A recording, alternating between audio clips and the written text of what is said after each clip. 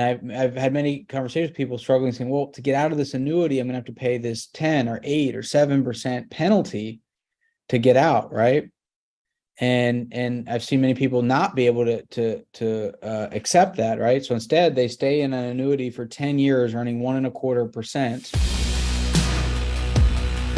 How do you stay disciplined on keeping how you invest with allocations in general? I'm just curious, what's the mindset there? Yeah, and I'll answer kind of first part of just we all do that, where we don't want to take the loss, right? We don't want to lose money, that principled nature.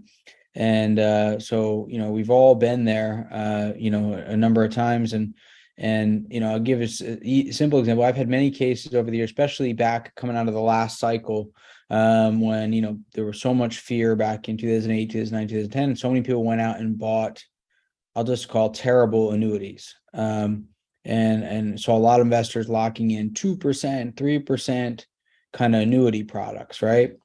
And to get out of those annuities, once people kind of realized kind of what they did in a lot of cases, and realized I just locked up my money for a really low return, especially when they factored in the fees associated. I've seen annuities that are 1.25% kind of returns after you remove all the fees.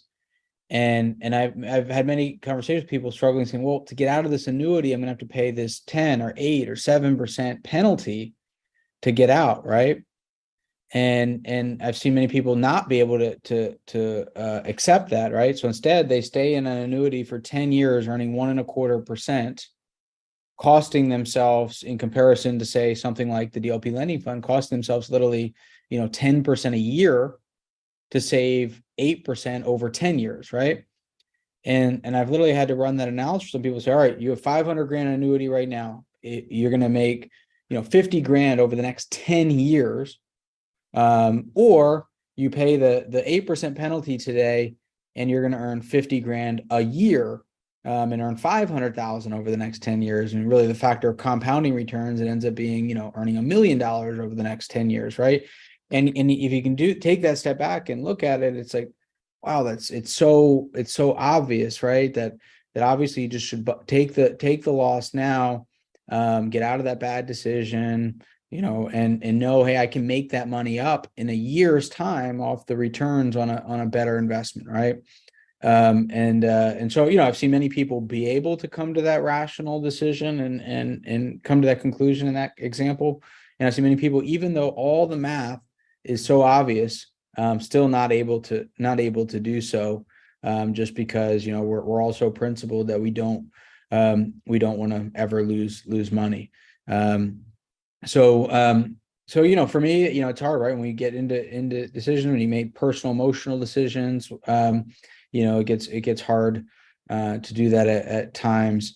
But I've learned the hard way, and I've learned the value of money, right? And when you're in markets where you don't have a good places that you can put your money and get good returns, the formula is different.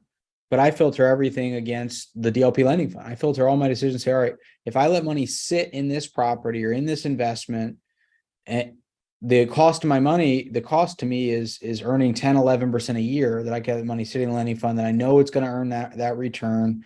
There's no question in my mind about it.